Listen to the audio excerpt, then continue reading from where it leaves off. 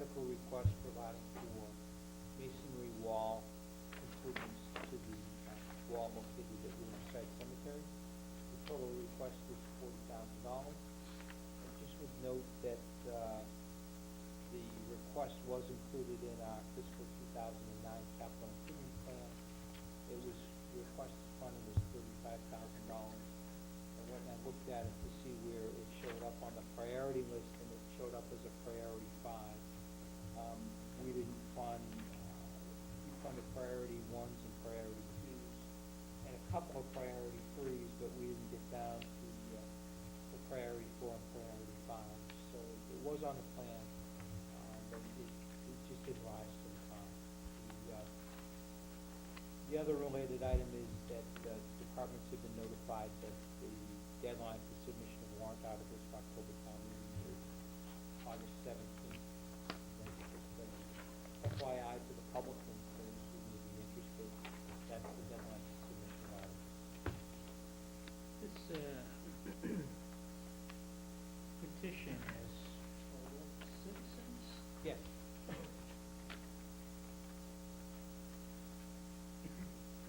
I didn't look at the detail of the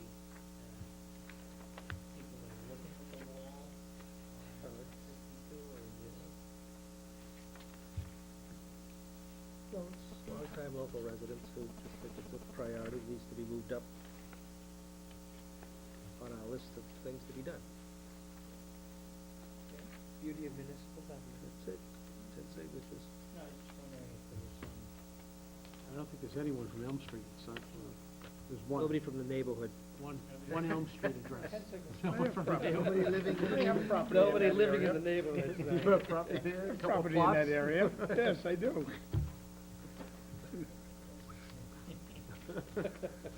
I'm very interested. Right, Joe, you're a property owner there. Mystic Valley Elder. Next, Do we need a vote on that? Yeah. on the, actually, that one is just informational purposes. I didn't have an opportunity to place this item on the agenda, and I merely am informing you. It's not date sensitive. So it could be on our It next. could be on next the next agenda, But but I thought the 1 year expired June 30th. it does. It does. Sorry, July 13th. It's another couple of weeks. Yeah. It right. does, and it did. Make me happy. I did ask Mystic Valley to provide you with a letter because they reminded them that's the process. And they need to pay, there's a small fee that they need to pay. That's right. We did receive that. The Housing Authority recommends it, they've seen it. They're asking for an additional extension through July 1 of 2010 or June 30th of 2010. And if you don't have any objections, we'll mark it on the agenda for the next meeting. Good idea. We agree. Say we have $10 a day. 20. 20 bucks? 20. Even better. Twice as much as I anticipated. That's good. Don't spend it all in one place. That's it. I have a couple of executive session items that I'd like to discuss with the board related to collective bargaining and litigation strategy. Okay. Old and new business, Mr. O'Leary. Oh, I do have a couple of things. First of all, I read with interest in the Globe the other day, Wednesday, July 8th. Motorcyclists revved up over hub noise rule. It just so happened as I was reading this, some of my neighbors down the street who have some noisy motorcycles were riding by. And I didn't know if anybody was inclined, because I am, to find out a little bit more about this ordinance that can be passed at the local level bylaw concerning motorcycle noise. I just know that,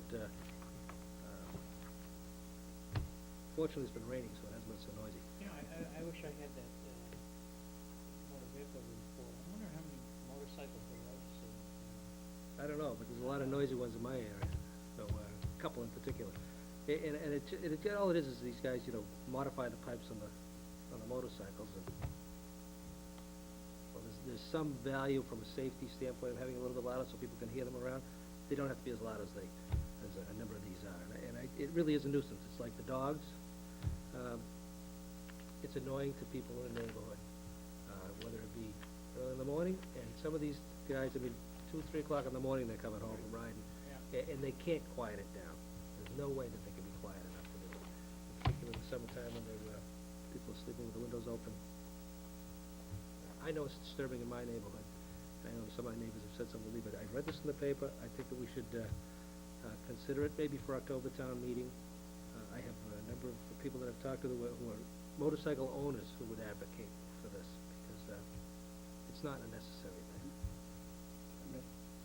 thing. I haven't I haven't read it, Steve. I certainly agree, but I mean, you know, there are tools in place now, though, where it can be enforced. I mean, once you change the exhaust on any motor vehicle, that's a violation. Right. And what happens here is that this is requiring us to meet the EPA, the EPA standards on the pipes, and once they change them and modify them, they're out of compliance. And apparently, there's local bylaws that are needed, or local ordinances that are needed in order to strengthen it. And, you know, some of the motorcycle owners are a little bit upset about it, but, yeah. What do they do? Check them when they're getting a sticker? How do you, If they get stopped for it, and they're not in compliance, it's a, that's yeah. my question, is how do they prove they're not compliant? Some sort of noise meter? Yeah, I'm not sure, I haven't. Yeah, read it. see, that's the Well, I know, problem. but there's been a couple of That's the problem, couple of get in places court. that have it in, a Just couple of one communities that have it in place, not just in Massachusetts, but across the country, that have stood up to legal challenges, and this is what's concerning these noisy motorcycles. No, I'm not opposed to it, but Yeah. I'd like to see how they Right. But work it out and I just enforce it, think- because I would like to have us, have the, police department maybe take a look at, assisting us, and maybe through town council, see if there's something we can do locally, to put it on the books and have it for October town meeting. I'm interested in looking at it. Yeah. I don't know about anybody else's feelings. I have no objection to looking at it. Maybe we can have a show cause hearing on it. Have to have it in place first, and then, He's gonna get all the hearings on it. All right, good. So anyway, that's one. The other thing is, again, just to thank a local resident, and again, congratulated Mr. Delaney today at the last meeting, a couple meetings ago, Tom Fitzgerald, who's now the assistant coach for the Pittsburgh Penguins, bringing the Stanley Cup to North Reading tomorrow. 12:30 to 3:30, I believe, 12:30 to 3:30 at Ipswich River Park. Correct. And, come down and take a look at the holy grail of hockey. But, thanks to Mr. Fitzgerald for, first of all, for being a Bruin, former Bruin, but also being the assistant coach. Congratulate him and bringing it to our hometown for people to take a look at. So just remind people to go down to Ipswich River Park between 12:30 and 3:30 tomorrow. And then, the only other thing is, just thank the town administrator for updating, the signs for the local teams, making them up to date in relation to, our high school, teams and some of the other teams, locally that have achieved, something notable. And it's been updated, and that's good. We've had some comments over the last few months about how out of date they were. Other than that, nothing else, Mr. Chairman. Chair? No, I don't have much to say today. Yes, thank you, Mr. Chair. I actually just have one thing. I don't know if you've contacted anyone yet, Mr. Valiakonis, but that parking plan for the poles, I asked to have somebody draw it up so we could see what they plan on doing. Because there's been another very interesting thing brought up to me, and that's when there's a funeral at the church. I think somebody will be coming in to speak on that in about a month. But if we could get, I'd like to see how they plan to park these vehicles. If we could, and I don't know who's gonna draw it up. We need something to look at. I would suggest that the safety officer, I would too, except they were opposed to it, but they can maybe still come up with a plan, yeah. Yeah, they don't have to be, Whoever they they don't feel, have to be in favor of it. whoever they feel, I'd like to, yeah, no. Yeah. I'd just like to see how we're gonna do it. So I can look at it. anything else? No, that's it. thank you. The only thing I'd ask the town administrator, the FAC is in need of new members, so town administrator can see to it that an ad is placed in the transcript, seeking new members to the FAC. That's all I have. I attended the ABC ABCC hearing. And, much to my surprise, there for 2.5 hours. I thought it was gonna be about a 30-minute, I think I got snookered into this. Anyway, just a couple comments, because a piece of it is obviously potential future litigation. The owners of the cafe brought in a number of citizens in support of their application. The focus of the discussions at the hearing, they're focused on two things. One, the parking, the safety issue. And two, it appears that most of the people that testified were testifying for the need of a fine food restaurant on the same. What I thought was a little unfair was that there was nobody there in opposition. I kind of got wind that they were, they had inquired and were instructed that they wouldn't have an opportunity to speak, so no one showed up. It was a little lopsided.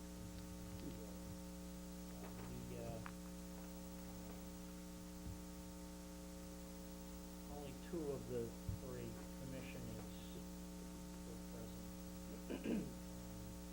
Individual who chaired the meeting, don't have his name here, but he seems to have a reputation of looking for compromise. So I got a feeling that although we weren't here for 4 to 6 weeks, that we're probably gonna be asked to reconsider. It's interesting that there've been some new parking spots painted on Park Street. Yes, and in fact, They I think certainly that are was not- very misleading at the hearing, Well, because I was looking at it, after, to notify, after speaking with you, after reading the correspondence, that was an issue in how they painted these parking spots now. They are not compliant parking spots, first of all. They're not the legitimate size according to our bylaws. I don't know who laid them out and how they were laid out, and who authorized the layout of it, because they're basically painted in a public way. So I think